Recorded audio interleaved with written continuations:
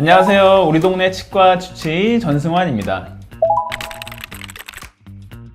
예전에 치과마다 진단 기준이 다른 4가지 영상을 한번 찍은 적이 있는데 4가지 중에 하나 대표적인 게 충치 개수란 말이에요. 환자분들께서 이제 다른 병원에 가셨다가 저희 병원에 오셔서 충치가 몇 개예요? 예전 병원에서는 몇 개였는데요? 몇 개인지 말씀해 주실래요? 이렇게 뭔가 비교를 원하시는 환자분들 계세요. 근데 사실은 그 충치냐 아니냐, 충치 치료를 해야 되느냐 마느냐 어떤 기준에 따라서 방문하시는 병원마다 충치 개수에 대해서 다르게 얘기를 들으실 수가 있어요. 충치 개수가 다를 뿐만 아니라 또 그 충치를 치료할 때 있어서 그 치료 방법도 이제 다르게 얘기를 들으실 수가 있는 거죠. 그러니까 이거는 어디가 맞고 어디가 틀리다라고 얘기하기 좀 어려울 것 같아요. 왜냐하면 원장님들마다 치료를 해야 되는 어떤 충치의 기준, 그 충치를 치료하는 방법의 어떤 기준이 조금씩 다를 수가 있단 말이에요. 그래서 나의 상태에 따라서 충치가 몇 개이고 또 그 충치를 치료하는 방법이 어떤 게 맞고 딱 정답이 정해져 있는 게 아니라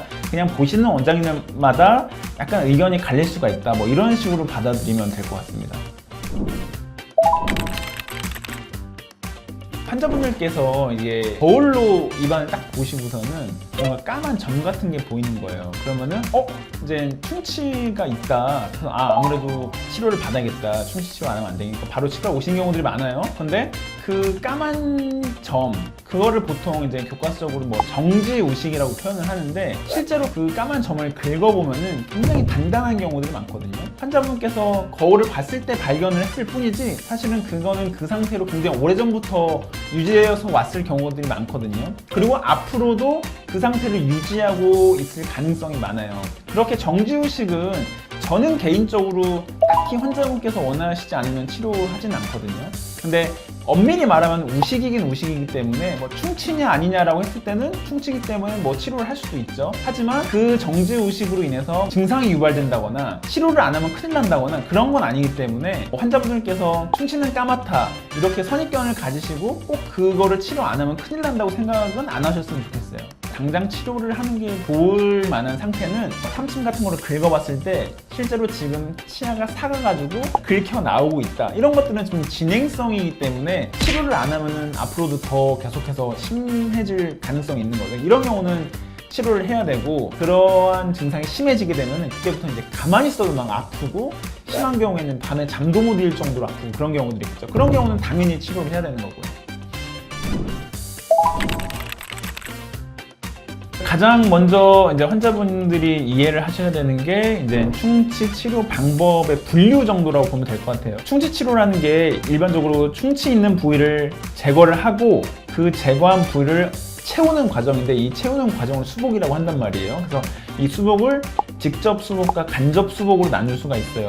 근데 직접 수복은 그 충치가 제거된 부분을 예를 들어서 뭐 레진이라든지, 요새는 잘 쓰이지 않지만 아말감이라든지 뭐 GI라는 재료도 있는데 그런 재료들로 직접적으로 다져서 넣는 치료를 얘기하는 거예요. 반면에 간접 수복이라는 거는 어떤 특정 보철물을 만들어서 보철물을 충치가 제거된 부위에 딱 맞게끔 껴주는 그런 치료를 간접 수복이라고 해요. 대표적으로 뭐 인레이라든지 크라운 치료라든지 이런 치료들이 있는데, 인레이와 크라운이라는 거는 어떤 치료의 형태를 얘기하는 거고, 인레이와 크라운을 구성하는 재료가 뭐 어떤 것이냐에 따라서 골드 인레이, 뭐 레진 인레이, 골드 크라운, 세라믹 크라운 뭐 이렇게 나눠질 수가 있는 것 같습니다. 치료 방법상의 장단점은 먼저 이제 직접 수복의 치료의 장점은 이제 1회로 치료가 끝난다는 점이죠. 뭔가 이제 보철물을 만드는 게 아니라 그냥 충치를 제거하고 충치가 제거된 어떤 그 부위를 그냥 직접적으로 채우는 과정이기 때문에 그냥 1회로 끝나게 되고,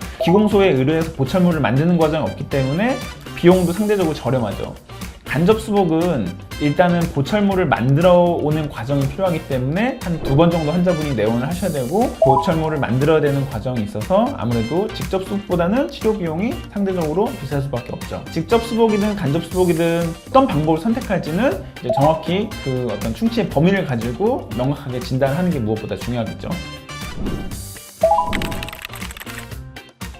일반 환자분들이 생각하셨을 때 이제 치과 치료는 굉장히 이제 비싸다. 치과에 가면은 상당히 이제 돈을 많이 이제 써야 된다라는 이제 인식이 있으셔서 치료를 좀 꺼려하시는 경우들이 많아요. 근데 요새는 GI라는 치과에서 아주 많이 사용하는 치과 재료 중 하나인데 이제 건강보험이 적용이 되는 어떤 치료란 말이죠. 그래서 GI라는 건강보험이 적용되는 재료로 충분히 치료를 할 수 있는 경우들이 있어요. 다만 치아에 충치로 인해서 손상된 범위가 상당히 크거나 아니면은 치아를 뭐 아예 뒤집어 싸줘야 되거나 아니면은 옆면이 터진 경우, 이런 경우들은 GI로 해결하기가 좀 어려울 수는 있겠지만 그래도 씹는 면이라든지 주변 벽이 이렇게 살아있는 어떤 그런 충치 치료에 있어서는 충분히 이렇게 건강보험을 이용한 치료로도 충분히 가능하기 때문에 이런 경우로 치료를 하게 된다면 상당히 가성비 있는 치료가 되지 않을까 싶습니다. 전체적인 치료 계획을 세울 때 가급적이면은 뭐 비용이 안 들어갈 수 있게끔, 하지만 그렇다고 무조건 비용이 안 들어가는 방향으로만 치료를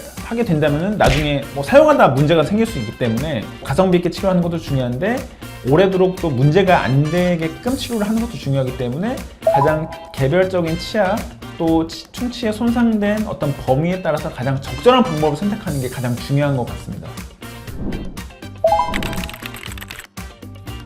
제가 이제 임상적으로 치료를 함에 있어서 이제 가장 중요하게 생각하는 거 하나가 최대한 이제 신경 치료를 피하는 거예요. 충치가 너무 심해진 상황이라면은, 그리고 환자분이 통증을 호소하고 뭔가 불편감이 심하다면 신경 치료를 피할 수가 없는데 가급적이면은 신경 치료를 피하면서 이제 충치 치료를 하는 것, 그게 첫 번째 기준이 될 것이고, 두 번째는 가급적이면 치료의 범위를 좁혀서 치료하는 거죠.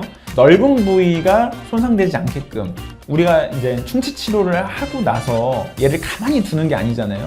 계속해서 씹고 뭐 힘이 가해질 수 있는 부위에서는 나중에 얼마든지 탈이 날 수 있기 때문에 어떤 그 선을 잘 정하는 게 굉장히 중요한 것 같아요. 치료의 범위를 좁혀서 치료를 하되 오래도록 문제가 안 생기게끔 치료를 해야 되는 어떤 그 기준을 가지고 치료 방법을 정하는 게 가장 중요하겠죠. 그래서 환자분들한테는 충치 치료를 하게 됐을 때 현재 충치가 어떤 범위에 얼만큼 치료가 돼야 되고 이 범위를 치료하기 위해서는 어떤 방법이 가장 적절하고 또 그 방법으로 해야 되는 이유, 어떤 근거를 환자분께서 아셔야 되는 게 무엇보다 중요한 것 같습니다. 치과에 오실 때 충치 때문에 이제 치과에 오시는 경우들이 많죠. 근데 뭐 병원마다 치료를 해야 되는 충치 개수도 다르고 또 치료를 해야 되는 방법도 다르기 때문에 굉장히 혼란스러우시는 경우가 많은 것 같아요. 근데 보시는 원장님들마다 의견이 다를 수는 있어서 환자분들께서 뭐 다른 얘기를 들으실 수도 있지만 가장 중요한 거는 자연 치아를 보존하고 또 자연 치아의 수명을 또 오래도록 유지하는 측면에서 원장님과 환자분께서 상의를 하셔가지고 어떤 치료 방법을 선택함에 있어서 치료 방법을 선택하는 이유와 근거에 대해서 서로 명확하게 소통이 되고 이해가 되는 게 무엇보다 중요한 것 같습니다.